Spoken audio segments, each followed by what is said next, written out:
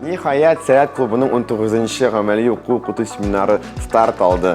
Бу безнең өчен мөмкинлек. Сәләт клубы гаиләсе белән, балалар белән тагын бер кат очрашырга, бер-беребезгә җылы сүзләр әйтеп, тагын алга таба катлаулы да шул ук вакытта. Һәм шул ук вакытта бик кызыклы эшебезне башкарырга, аны дәвам итәргә. Сәләт клублары, төбәк клублары, алар Сәләтнең җаны булып тора, чөнки менә бу балалардан килгән дәрт, балалардан килгән көч, ул балалар аша мәктәпләрдә, районнарда, башка регионнарда тарала, ныгый, үсеш өчен көч чыганагы булып тора ул балалар, ул мәктәпләр. Һәм шуның өчен мин яратам Сәләт клубын, яратам ул балаларны.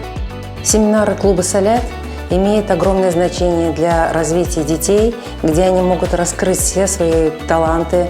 Причем это делается не стесняясь, поскольку здесь царит атмосфера дружелюбия, поддержки. И вообще сам по себе лагерь звездный дает ощущение такое, знаете, это как место силы, наверное. Дети сюда стремятся, дети сюда едут, им здесь очень нравится. Ребенок раскрывается, то, что ребенок не стесняется говорить о себе, то, что ребенок не стесняется показывать себя.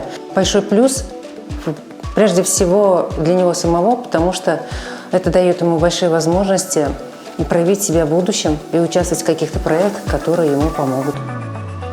Менимчә, алар киләчәктә бик зур кешеләр булырлар, чөнки шушы яшьтә Сәләт проектларында катнашып, алар үзләрен бик актив тормышка ияләндерәләр.